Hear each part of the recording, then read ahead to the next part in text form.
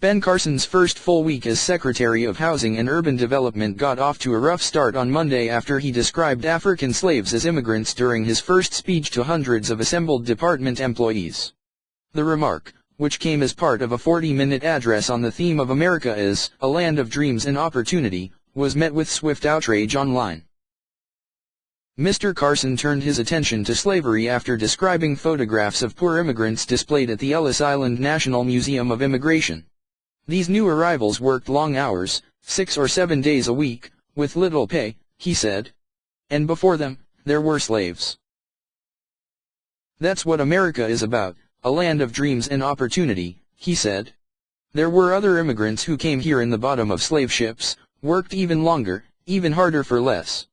But they too had a dream that one day their sons, daughters, grandsons, granddaughters, great-grandsons, great-granddaughters, might pursue prosperity and happiness in this land. The comparison was first reported by USA Today and quickly drew the ire of social media users who attacked the secretary, who is African American, for what they saw as racially insensitive comments. On Twitter, the comedian and actress Whoopi Goldberg recommended Mr. Carson watch the 1980s miniseries Roots.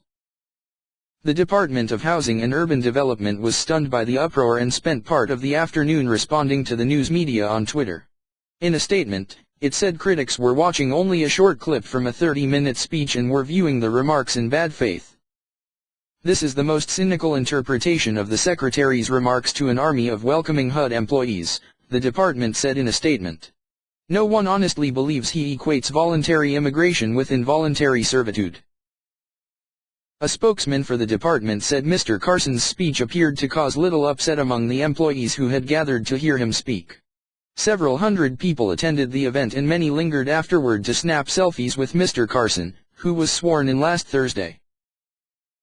On Monday night, following a radio interview in which he defended his remarks earlier in the day, Mr. Carson also did so on Twitter. You can be an involuntary immigrant, he said, adding that, slaves didn't just give up and die, our ancestors made something of themselves.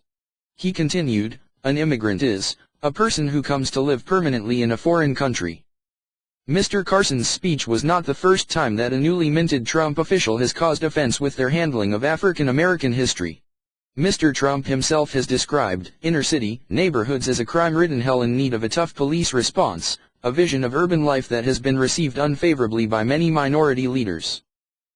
Last week, the new Education Secretary, Betsy DeVos, caused an uproar by describing historically black colleges and universities founded because black students were not allowed to attend segregated white schools as real pioneers of school choice.